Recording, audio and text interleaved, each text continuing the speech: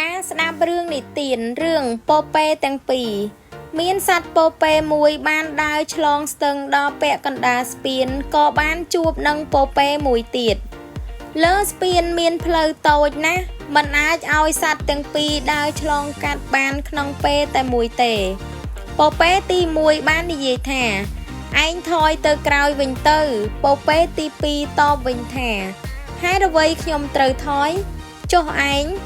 ពពែទាំងពីរប្រកែកគ្នាយ៉ាងខ្លាំងដោយអាងកម្លាំងរៀងខ្លួនប្រកែកយកឈ្នះយកចាញ់ទៅវិញទៅមក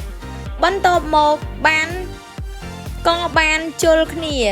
ពពែទាំងពីរជល់គ្នានឹងរត់បំបុកគ្នាទាល់តែស្ពានជិតបាក់ឈប់ពពែទី1និយាយ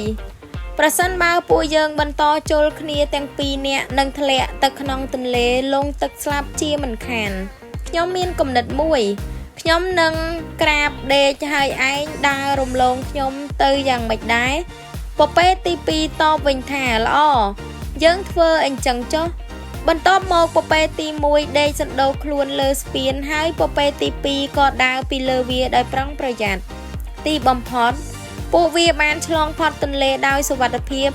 ហើយពួកវាក៏បានធ្វើជាមិត្តនឹងគ្នាតរៀងទៅមក